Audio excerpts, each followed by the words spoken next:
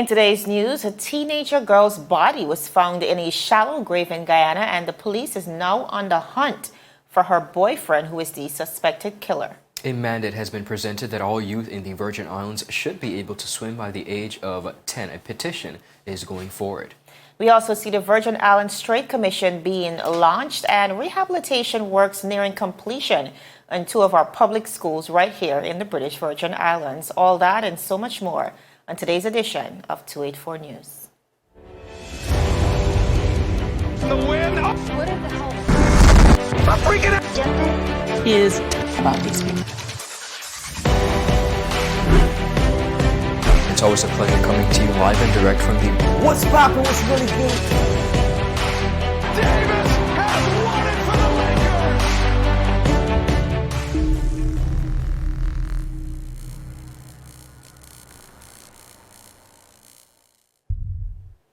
Viewers, a pleasant welcome to one and all. Today is Friday, a fantastic Friday that is, April 30th, 2021. My name is Javon Wilson. And I'm Ron Grant. It's always a pleasure. We're coming to you live and direct from our home, our paradise, Tortola, in the beautiful British Virgin Islands. Before we get into today's newscast, we're just going to touch on some summary items as usual. Representative Wheatley issues a warning after a group of locals made redundant. That's the Honorable Minister for Labor. BVI is set to set up a help desk at the USVI seaport as the numbers of arrivals are said to be growing. Now, Catherine Pickering was found in great agony, says the court, and rise in retirements causes change in the demographic of public servants, says the Premier. In addition to that, government to tender for job evaluation and salaries project, says Premier. And Skelton, that's the Ronnie Skelton, former legislator, he's been appointed the chairman of the RDA board. We also see in our summary, Higher BVI is now set to host their second Career Exposition on May 28th. Of course, this is an ideal opportunity for young people as well as wider BVI to get a first-hand view of some of the career possibilities available here in the BVI. And so today we sat down with the Managing Director, Ms. Rakima Turnbull, to discuss that. So be sure to check out that interview. Plus, please be reminded of businesses, if you are to register today, which is the deadline, and mention 284 Media, then you get a 20% discount. So head on over to their Facebook and website for more information. And in the region, very tragic news. The body of a teen girl was found in a shallow grave in Guyana. Her boyfriend is the suspected killer, according to police. And of course, we have all the developing details in the story later on in the newscast. But for now, viewers, the official launch of the Virgin Islands Strait Commission held last month is now expected to set the stage for a new paradigm for the government of the Virgin Islands to strategically develop the territory's economy in a more sustainable manner. Premier and Minister of Finance, Honorable Andrew A. Foy, said at the launch of the commission that it was the realization of a long-awaited vision for the territory to be developed as a smart economy that is resilient and sustainable. The Premier said that it is the government's vision to transform the Virgin Islands into a leading economy through entrepreneurship, innovation, and local and foreign investment. This, he said, will create a thriving, vibrant, and diversified and innovative knowledge-based economy with an attractive business environment that ensures full employment and full participation in global trade. Now, Premier Foy outlined his government's position with the view or understanding that, and I quote, trade is not an end in itself, but a means to our economic growth and national development. Premier Foy said that government is embracing the concept of sustainable development to ensure that development in the present leaves a positive impact for future generations. This will be done by focusing on the territory's development through three main pillars: the social pillar, the environmental pillar, and the economic pillar, for which he informed the global community and the entire region is striving. The Premier said that government, in considering its overall vision and strategic direction, established the Virgin Islands Strait Commission as a statutory body with a responsibility for all activities related to the trade and economic development, which will function as a one-stop shop for trade, business, investment, fair competition, and consumer affairs. Now, the 6 functional areas of focus within the Commission include 1. Policy planning and research development, trade and export development, business development, investment promotion and facilitation, licensing and regulation, and finally, job trades, which is, of course, the fair competition and consumer protection. Now, the Junior Minister for Trade and Economic Development, Honorable Shireen Flax-Charles, informed that the overall plan for the implementation of the Virgin Islands Trade Commission is to restructure and transform the Department of Trade, Investment Promotion and Consumer Affairs. This, she said, will be done by expanding its portfolio to ensure the effective implementation and administration of the national trade policy of the Virgin Islands and all of its legal instruments in order to provide the services required for the development of new industries and the expansion of the business environment, all of which, of course, are very vital to the sustainable economic development and growth of the Virgin Islands. Honorable Flax-Charles said, and I quote, "With this new structure, we will be able to facilitate trade and economic development in a more holistic, efficient, and sustainable manner." Now, an act to establish the Virgin Islands Trade Commission was passed in the House of Assembly back in June of 2020, that was June 9th, to advise the minister responsible for trade on all matters relating to trade, business, investment, fair competition, and consumer affairs, including the most suitable implementation mechanisms for stimulating and promoting the development of business and investment activities, as well as opportunities nationally and internationally. Great news coming out of the government of the Virgin Islands as we forge forward to really create a healthy business culture and environment in the BVI. I think a lot of persons are really excited about this commission because I think it will really guide a lot of the policies that will support businesses here in the BVI. And now more than ever, Jovan, when it comes to trade and economic development, I think this is perhaps one of our major industries that we really need to be paying attention to. And I see the government of the Virgin Islands really zoning in and paying attention to this as particular to trade and economic development. Continuing on the local scene, a petition has been started by Mr. Stacey Maythar, Director at the Youth Empowerment Center, to Deputy Premier and Minister for Education of the Virgin Islands, Dr. the Honorable Natalio D. Wheatley, and it seeks to instill a mandate that all youth in the Virgin Islands be able to swim by the age of 10. Now, the petition states, and I quote, "The Virgin Islands is known as the sailing capital of the world, with a marine industry that stands as one of the more vital sectors of our economy. The significance of our natural and marine environment in the Virgin Islands is second only to our human resource. For decades, there has been a need and desire for more youth in the territory to become keen on having businesses and careers in this sector. This is a vision that can be achieved. Our youth must be encouraged to engage in marine-based activities, and it is only through early experiences that their interests may peak to explore more in sailing, scuba diving, sustainable fishing, surfing, kiteboarding, kayaking, and so forth. Moreover, perhaps take up careers in marine biology and ocean conservation. However, the basic skill needed for all of these and more is the ability to swim. This petition proposes that all youth in the Virgin Islands must be able to demonstrate basic swimming skills by the age of 10 or 5th grade. The statement can be implemented with programs with our schools or through private instruction. However, the long-term benefits are ready to be realized. With overwhelming public support for this petition, we can then move to creating a policy and finally to its implementation. If you wish, of course, viewers to sign and support this petition, you can do so by visiting change.org. The full website is also listed on our page, both Facebook and our website. A very informative and interesting petition. We petition for a lot of things, Jovan. Well, we don't actually in the territory of the Virgin Islands. We don't petition, but I'm happy to see that a much-needed petition has come forward. When we think, again, as Mr. Mather has so eloquently said in the letter and the petition, we are the sailing capital of the world, and believe it or not only students, but a lot of us adults don't know how to swim. And I think if we're pushing agriculture, we're pushing fisheries, we're pushing the marine industry, I think this is something that could only benefit us within the most positive avenues. Absolutely, and I fully agree with that. We speak so eloquently about the blue economy and so passionately.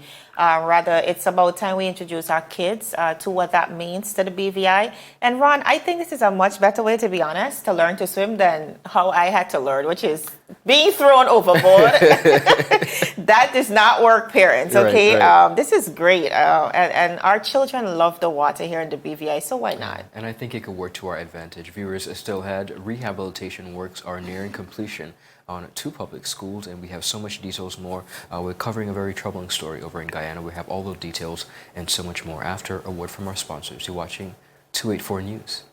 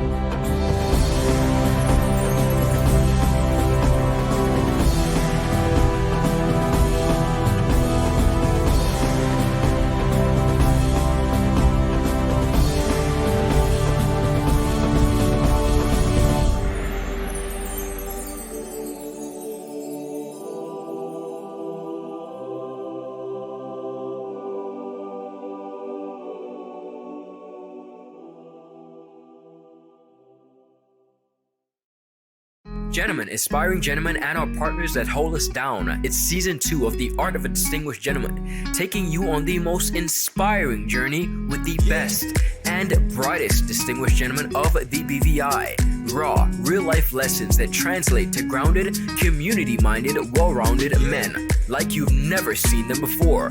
Governor Augustus J.U. Jaspert, Jovan Klein, Neil Klein, and so much more. Turning modern-day men into 21st century distinguished gentlemen with yours truly, Ron Grant, a 284 Media production. Viewers, welcome back to 284 News. Now we're covering details of a very tragic story in Guyana. Now, Guyana police are now on the search for the boyfriend of a woman whose body was found in a shallow grave last Friday.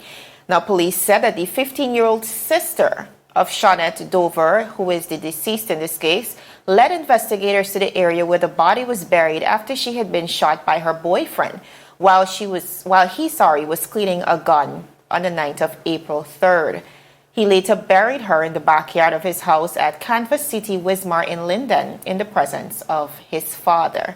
Now, the police said that the father and the 15-year-old girl remain in custody while the search continues for the boyfriend, Mr. Shaquan Allen, as you're seeing on the screen. Police said that they had questioned the teenager on Thursday evening in the presence of the child care and probation officer and videotaped the entire interview. Now, the 15-year-old sister alleged that on the night the victim went missing, the boyfriend was oiling his brownish gun, and this is in her words, of course, oiling his brownish gun in the sister's living room. He then pointed the gun at the deceased, who told him, "You like to play and you should put that away." The 15-year-old sister further said that she then heard a sound that sounded like a squabble, and Allen said, "Oh, shoots, I shoot the girl."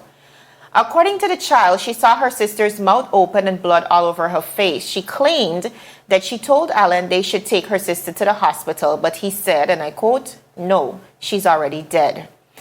He then accompanied the sister to his father and told him what he had done, and his father said, and I quote, "Don't tell me stupidness. Why are you playing with the gun?" End of quote.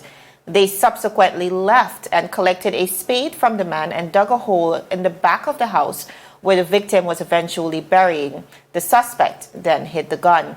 Now, viewers, police on Friday dug up the grave where they discovered the body. It was partially decomposed, of course, of a female. They said due to the decomposed state of the body, it was difficult to see any marks of violence on the most exposed parts of the body, which was eventually transferred to the mortuary where an autopsy will be performed. What's even more hard to digest about this story, viewers, is the fact that the boyfriend, and of course suspected killer in this case of this young woman, he was on Facebook over the last couple of weeks appealing to the public to help him find the girl. He said that he was willing to pay, and I quote, "any amount of money," end of quote, just to know whether the young woman was fine.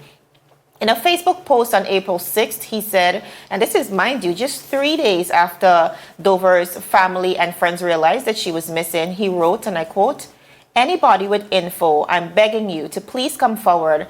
I'm willing to pay any amount of money just to know that she is fine," end of quote. In that same post, he pleaded with her to make contact with her loved ones if she was, quote, "out there," adding that everyone was worrying sick.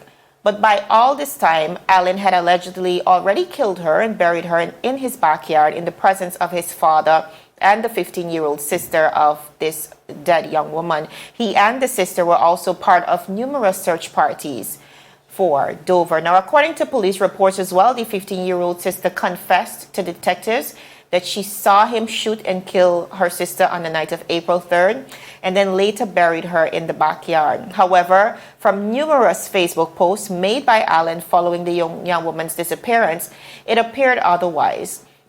Viewers, in the same April 6th post, Allen recounted that Dover left the house on the afternoon of April 3rd but never arrived at work. He said that she was last seen by her big brother on the Mackenzie shore with an unknown woman. On subsequent days, he shared posts with other missing women in Guyana and updates on Dover. Meanwhile, police have issued a wanted bulletin for Allen for questioning in relation to the murder committed between April 3rd to April 30th, 2021. Police said that his alias, is Iswe, that is ISWE on Facebook, which is what he's being called compassionately. Anyone with information, of course, is asked to reach out to the nearest police station in Guyana. Ron, this one is definitely a tough pill to swallow because for weeks, so many persons, of course, concerned persons in Guyana and beyond in the region, thought that this was a racially charged situation, because we have had so many instances in the past of situations where, it depends on what's going on politically. It's a really scary time to think about your children disappearing, and many black youths have disappeared in Guyana. We thought that this was a similar situation. Come to find out that her boyfriend killed her. Her sister witnessed it. A month ago. A month ago, the father of the boyfriend knew about it, and the three of them conspired to bury this girl. And it just really begs the question, especially as it relates to the sister, why?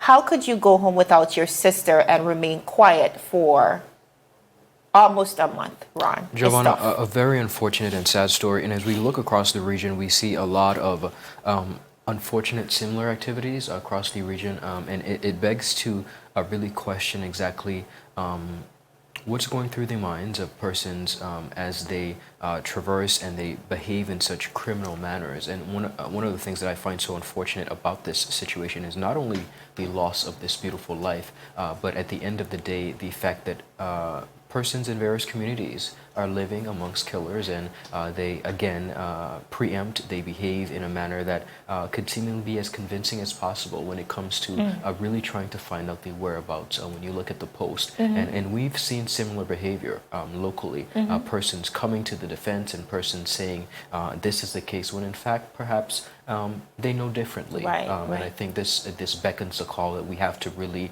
not be so blinded, one, by social media, and not two, be so blinded by persons' perceptions. But when you're looking at cases of this magnitude, persons are missing, lives have been lost, we have to literally not leave any stone unturned. Yeah, so because, the enemy is literally Probably the closest. Literally in your home. Yes, continuing on, viewers, and of course we do wish the family and friends of this young lady our deepest sympathy, and continue to extend prayers to the community over there in Guyana.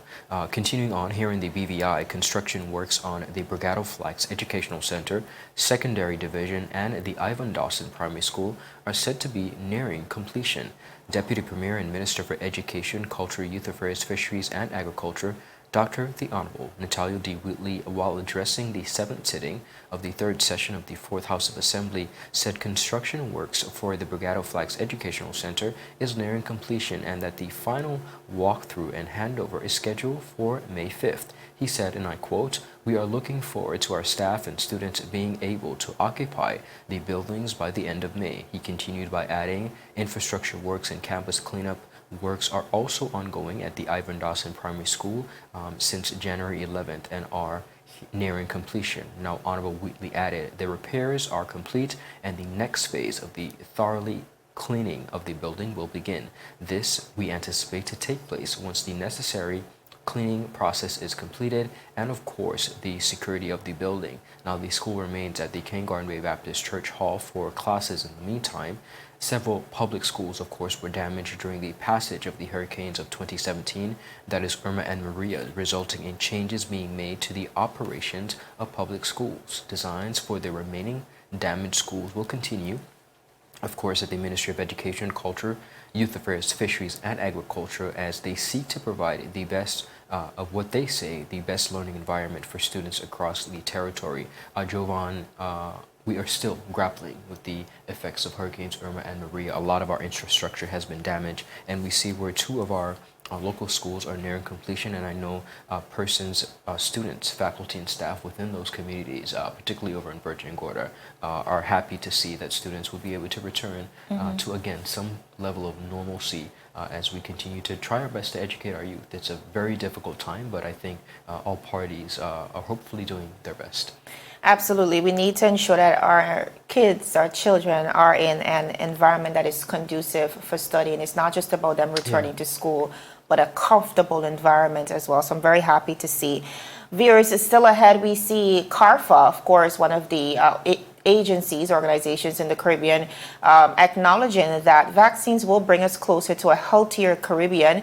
And COVID-19 cases are rising at alarming rates in India. Experts believe that the COVID-19 data being released every day by the Union Health Ministry is an undercount, but they are not clear by how much. We get into the details of both of these stories right after this commercial break. Is business slow, cash flow down, hosting an upcoming event? We can help. Advertise with 284 Media and take your business or event to the next level by enhancing your present marketing and messaging strategies. Allow our team of experts to create a personalized ad that sets your business apart from all the rest. This could be your business or event. So, what are you waiting for? Contact our marketing team at 284media@cctbvi.com. Advertising with us works. So you're saying I can ask this cat any question? The cat is connected to the computer. You just type in the question, it will read his mind. There the answer comes.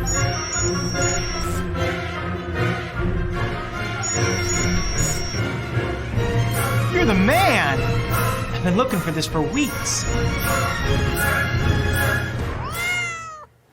Viewers, welcome back to 284 News. Now, as we examine what's happening on the international scene with COVID-19, while numbers are slowing down here in the Caribbean, it's a very dire situation for persons in India. Now, Indian scientists appealed to Prime Minister Narendra Modi to publicly release virus data that would allow them to save the lives as coronavirus cases climbed last Friday, prompting the army to open its hospitals in a very desperate bid to control a massive humanitarian crisis. Now, with 386,452 new cases, India now has reported more than 18.7 million since the pandemic began, second only to the United States. Now, the Health Ministry on Friday also reported 3,498 deaths within the last 24 hours, bringing the total to 208,330. Experts believe that both figures are an undercount, but it is unclear by how much. Now, India's pandemic response has been marred by the insufficient data in the online appeal signed by over 350 scientists Friday afternoon, asking government to release data about the sequencing of virus variants, testing, recovered patients, and how people were responding to the vaccines. The appeal says that, and I quote, granular, end of quote, data and testing was inaccessible to non-government experts and some government experts too. Modeling work to predict future surges was being done by government-appointed experts with insufficient information. Similarly, scientists had failed to get information that would allow them to predict how many beds, oxygen, or intensive care facilities would be needed, it said. Now, the appeal urged the government to widen the number of organizations sequencing the virus to study its evolution and also increase the number of samples being studied. It added that restrictions on important scientific raw materials to make India self-reliant is a key goal for Modi and his government was an obstacle. Now, such restrictions at this time only serve to impede our ability to deal with COVID-19, the petition said. Meanwhile, we do see families continuing to flood social media and, of course, messaging apps with pleas for help, oxygen, beds, medicines, intensive care units, and wood for funeral pyres. India's Army Chief, Narveen, also met with the Prime Minister Narendra Modi on Thursday to discuss the crisis. Narveen said that the sick can approach their nearest army hospitals for help. Troops were also assisting with imported oxygen tankers and vehicles where specialized skills are required, a government statement said. India has set a daily global record for more than a week with an average of, get this, nearly 350,000 infections. Daily deaths have nearly tripled in the past 3 weeks, reflecting the intensity of the latest surge. Now, in the most populous state of Uttar Pradesh, a school teachers union organization said that more than 550 members have died after they were infected with COVID-19 while helping to conduct local council elections earlier this month, the Times of India newspaper reported. Experts have blamed the surge on new and more contagious virus variants and mass public gatherings such as the political rallies and, of course, religious events that were allowed to continue under these circumstances. On Thursday, millions voted in the state elections in West Bengal with little or no regard to social distancing. Of course, experts also believe that the COVID-19 data released every day by the ministry is not accurate and is now calling on the government of India, the Prime Minister Modi, to ensure that correct reflection is communicated with them. Now, this is so tragic, Ron. Absolutely. We do see, yes, the world is moving forward despite the constraints of COVID-19. We've seen elections across the region and in many parts across the world. But considering the surge that India has been experiencing over the last few weeks, I think it is quite interesting and confusing to see the government really still affording members of the electorate this opportunity to go ahead and vote, considering that this is such a crisis in India. Well, it's funny that we're now seeing it in India, but not to forget, of course, we had the U.S. election during a global pandemic, and I think that at the end of the day, countries, for whatever reason, see it fit to go ahead with the business of electing officials, but it's quite a quandary when we look at it and we put it into perspective, because the pandemic obviously is not slowing down. As a matter of fact, it's getting worse across the international scene, point in case India. And when you look at the really the importance of having a steady body that is governing during these times, I think perhaps that's where some of them are looking at. But it's absolutely trying times, and when you think of leadership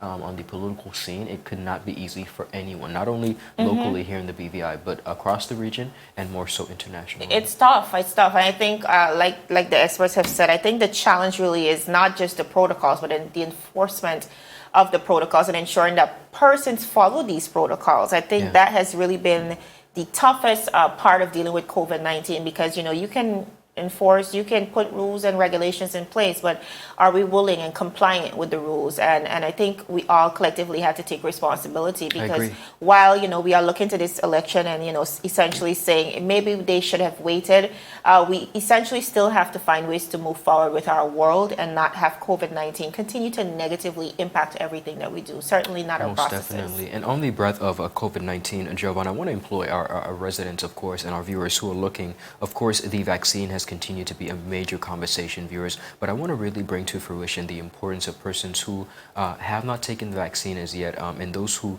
may be considering. It is very important, viewers, that when you consider the pros and cons of the vaccine, persons who have underlying conditions, pre-existing conditions, really consult the healthcare professionals. I think, Jovan, it's unfortunate that the times have changed so much where many persons who even those who may not want to take it, they may be of a certain age, they think that it's necessary and they're being forced, or they feel pressured rather, because it's still being presented as mandatory. But I just want to input that persons need to understand that it's important that they consult their healthcare professionals, seek professional care, especially if they're taking medication or have pre-existing conditions, and really weigh the pros and cons. Absolutely, Yes. and I think that is our sole responsibility.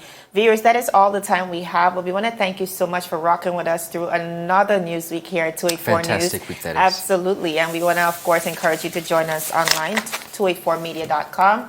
We're everywhere. Just check us out, 284 Media. But for now, my name is Javon Wilson. And I'm Ron Grant. Bye-bye. Have a happy rest of the week and enjoy the weekend.